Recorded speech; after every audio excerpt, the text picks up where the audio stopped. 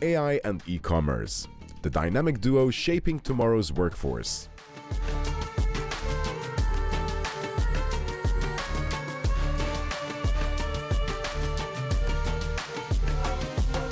Thank you very much for joining us today. We have a fantastic panel of some very talented women who have been working in AI, but particularly focused around recruitment and getting the most out of people. And we're going to commence the panel with the first question, which in fact, actually, let me just go for an introduction very quickly.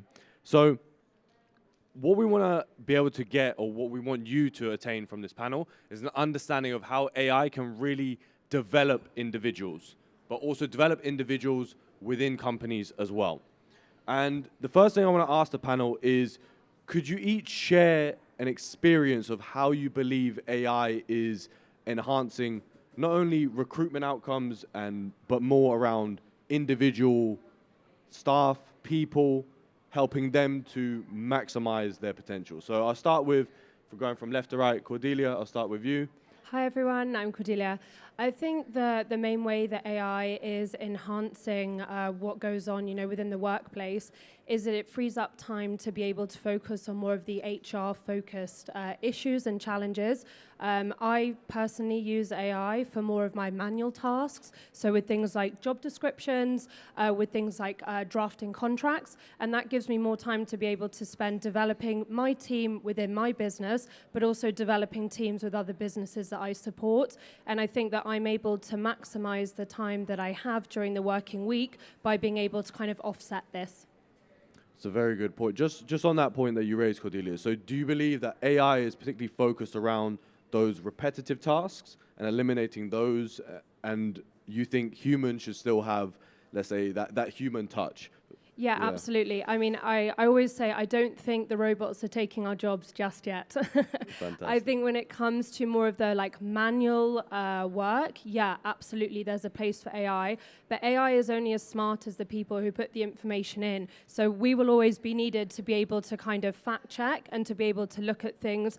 I'm yet to find an AI software that's able to replicate human emotions and to be able to deal with the nuances of, complicated challenges that people are facing in their lives.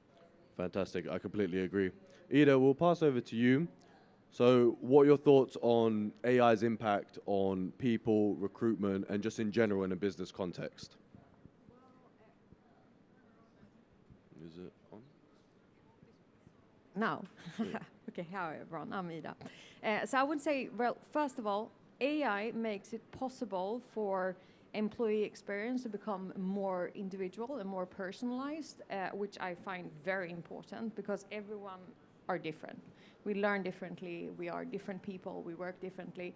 So if you apply AI into employee experience and HR tech, then all of a sudden people can be themselves, they can be happy, and if people are happy, they're also staying longer. So I think that with AI, you should just embrace it and see it as an enabler for getting things done. Mm-hmm.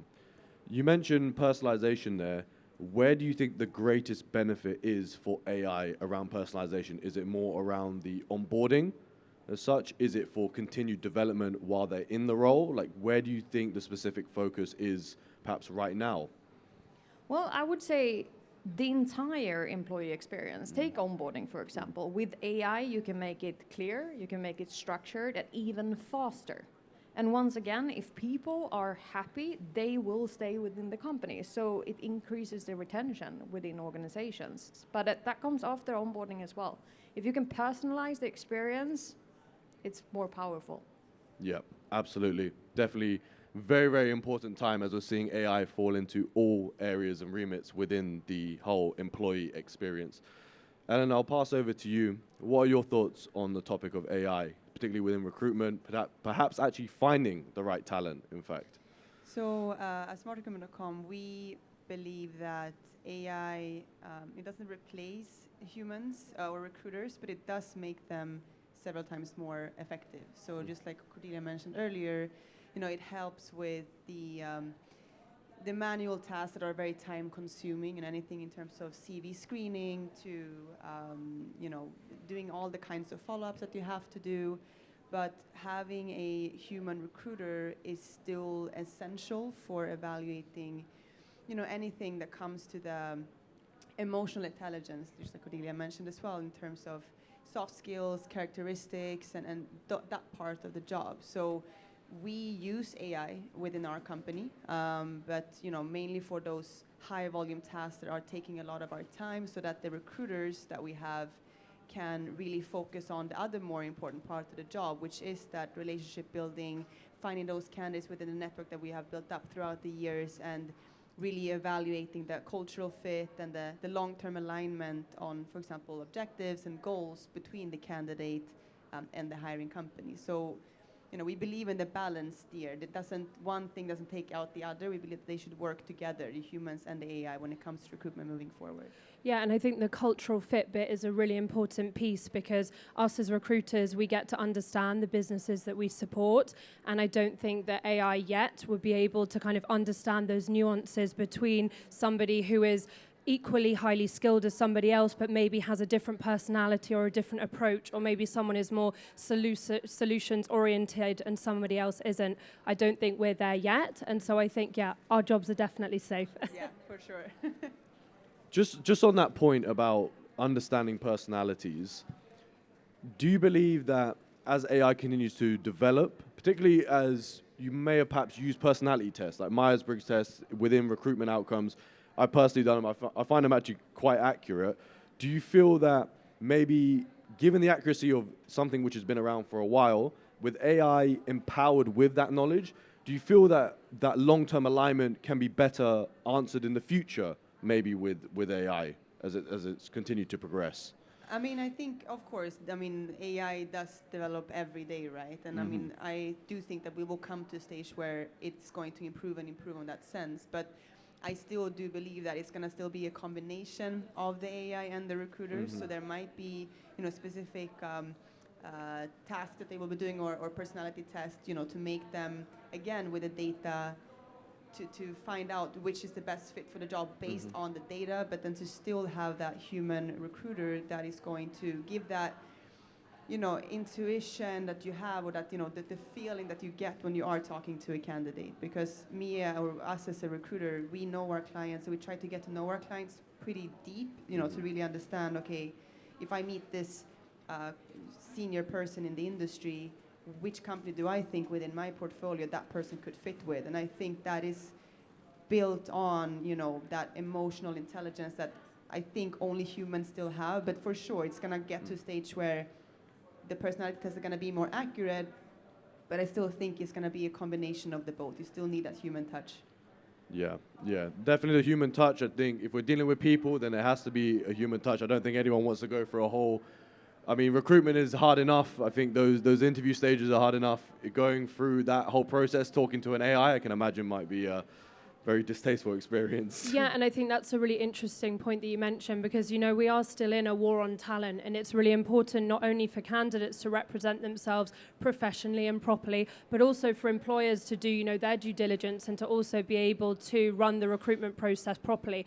And that's such a valid point that you made. If I was going through 5 stages of an interview process for a CEO role, and all I was interacting with was AI, I think I'd be really frustrated at the process. That human element and those human touch points are really important, and maybe one day in the future we will be able to see that, but I think right now it's definitely something that goes hand in hand. Agreed. You can see it as an assistant, like it's your personal assistant. So don't be afraid of it, because it's not going to replace your job now. It's an enabler. So if it can ease your job, so you can put the energy and focus on what's really important. So like, for recruitment, for example, that can be the screening in beforehand, before you start the actual interviews and so on. So actually we have the same situation. So we're not using just for hiring process, not for recruitment. We are using it for engagement process, onboarding. So we are trying to evaluate this process for us, for candidates, but it feels that it's speed up, of course. But sometimes I see how it works when people and candidates are afraid that they don't have like human sense and human source. So My point also about your speech, guys, that we need to combine, I agree with you, Ellen, so we need to combine and get it more straight to preference of our in-place, of our candidates. It's quite essential for us. Yeah, absolutely, Alina. I think it's very, very important that, and in fact, I'll ask a question to the panel. Do you see anything, or have you seen anything that's being used within HR recruitment that is maybe perhaps being used across the business more generally? Like, have you had any outcomes along those lines? Are you maybe seeing there's potential for that? Going back to the personality test, that's useful for assessing candidates perhaps once they're coming into the business, but maybe once they're already there and they maybe haven't done that before, that's also a useful task to do. Yeah, very interesting question as well. So I do HR consultancy for a number of different businesses within the technology space. And what I've seen is definitely an increase in personality tests and psychometric testing to help them understand the employee before they join.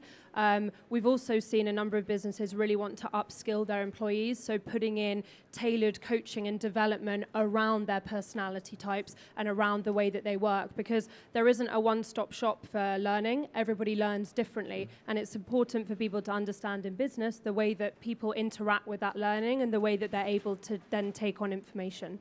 Yeah, agreed. One thing as well that I think is very interesting, and I would like to ask the panel about this, is AI chatbots. What are your thoughts on AI chatbots for recruitment? One idea or one example is I've seen AI chatbots being used to perhaps give potential employees an understanding of the business, that they don't necessarily have to speak to a recruiter before getting an understanding of the role itself. So just wanted to get your general thoughts. I know sometimes a bit like Marmite, love or hate. What outcomes have you seen with perhaps AI chatbots?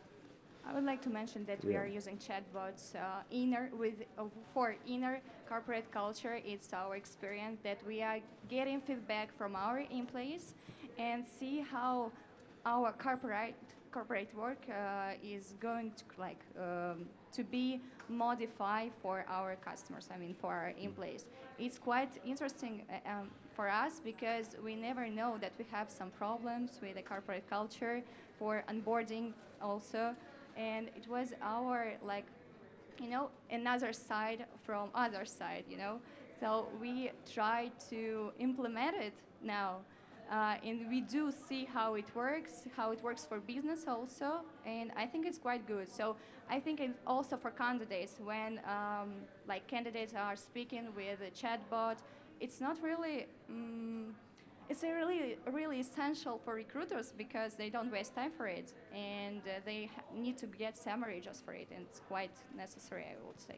Speed up our recruitment process. I would also say, once again, it has to do with personalization. So with the chatbot, you can customize the experience. So let's say that you want to onboard a specific tech role. So you want to onboard a back-end developer within cybersecurity. If you just plug that into the chatbot, back-end developer within cybersecurity, you get an onboarding journey specifically for back-end developer within cybersecurity. So it's all about customization, personalization. The same goes for recruitment processes. I know a company in Europe, for example, Talk and Walk, they are focusing on blue collar, and they do the initial interview with a chatbot, which make it easier for the recruiters to then screen and then see exactly, who should we focus on for the next interview phase and so on. But I think that's a really interesting point, because I think it doesn't necessarily go across the board, and it might be a little controversial, but I think if I was looking for a new job and I knew that I was interacting with a chatbot past kind of initial screening stage, I would not want to apply for that business. I want to have that human element. I want to have the human. Okay, if you're HSBC, you're Barclays, you have 10,000 people working for you and you've got, 1,000 applications every day, it makes sense. But if you're a smaller owner-managed business, hire recruiters or hire outsourced people like ourselves who can then come on board to be able to support. I think sometimes what we're seeing around kind of technology at the moment is businesses over-relying on this. And I think that is quite a big turn-off as a potential candidate. Yes. So just to summarize, so Alina, I think you highlighted the importance of speed, and speed is crucial in business, but particularly in recruitment. Ida, you're highlighting the idea of a personalized journey within recruitment. right? Being able to tailor to specific niches or specific interests and making sure that journey is the right one for that particular employee or hire. Then, Cordelia, you mentioned a very important point, and I'd like to ask this question based off of that, which is, do you think there needs to be an entirely different approach with utilizing AI for senior leadership and perhaps junior talent? Yes, Yeah, 100%. I think if you're looking at hiring a CEO, it can't be the same recruitment process as a junior content editor. It just can't. The touch points, the information that's needed, the level of detail that's required, the entire recruitment process should be run differently. And maybe this ties into your personalization and customization. I don't think that there can be a one-stop option for all positions. Yeah, just to add on to that, and I agree with the same thing, that because we have ourselves seen, where it comes to more entry-level positions, for example, like junior content writer or CS, mass volume hirings, where having a chatbot can actually work throughout to the full extent in terms of sourcing and screening and interviewing. But, for example, looking at what my company does, we do mainly mid to C-level positions where, of course, there are incoming applications. We have our database of candidates, but we are more of headhunters, I would say, rather than recruiters. So the part of having a human recruiter to pitch the hiring company, to pitch the position, to make that person who is most likely today hired in another company to be interested in having a conversation, listening to this job, what are the opportunities, joining this company instead, that I believe is going to be very hard to do with a chatbot. But again, I think it's about the balance. I do believe that chatbot works and it can be personalized, but maybe from our perspective, at least, based on what we do, it's more on the maybe junior to entry-level position at this point, at least, and the C-level needs to be more personalized by recruiters. Yeah, and I think just to jump on that, when it comes to headhunting at the senior end, it's such a personalized setup in the way that you approach those candidates, in the way that you approach the discussion, that I don't think there's any chatbot that I've ever met that would be able to replicate that human element still. Yeah, and definitely you can justify the investment if you're looking for, let's say, C-level talent. It's priceless, right? You get that wrong, then a lot of other things are going to go wrong. However, more on the junior side, already seen, as you mentioned, if you've got 10,000 applications for some of those large grad schemes, then automatically that is a process that needs to have a level of automation, because it's virtually impossible to do that as an individual or as a team, or it'll take a very long time. What I want to talk about now is, we've spoken a lot about the benefits of AI. I want to now talk a little bit about the risks. Now, what do you see as the main risks for using AI within recruitment, within people's strategy? I can think of a few around perhaps bias in the recruitment process, but let me know from your own experience what you think. So from my side, it's the wild card entry. Working within recruitment, sometimes you meet a candidate that maybe has only 3 things on the job description, but you just have this feeling about them. There's no way that they would get through the screening process with AI or with a chatbot, but they end up getting the job because the owner meets them, falls in love with them, and says, you know what, all the other things we can train.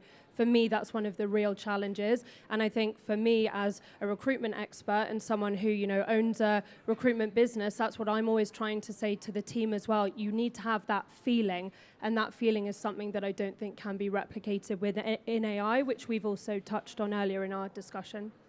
I also think it's important, because I know there's a lot about bias and all of those challenges, but I also think that one challenge is the fact that we have somewhat of a fear of AI as well, because we tend to think that AI is here to replace our job.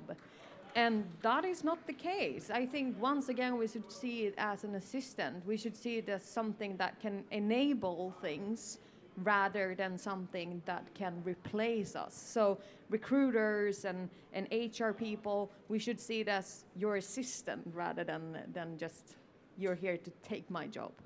Yeah, no, I agree with that as well. I mean, we do see AI more as a co-pilot in our work. It does like I mentioned earlier, the heavy lifting of the resume screenings and the automated follow-ups or whatever it could be. But hiring is, from our perspective, is ultimately about people, right? And we believe that recruiters bring in a very, very important part here, human recruiters, which is the network, which is key in our industry.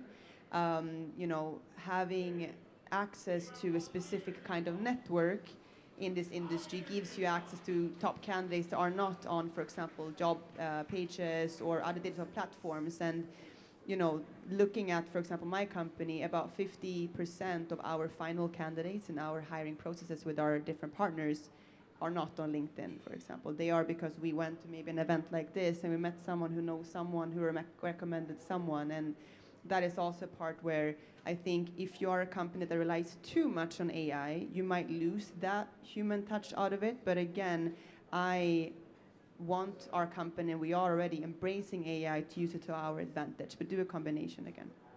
Thank you very much. Alina? So yes, I would say about security, of course, because we need to protect our candidates, our applicants, and our, of course, employees.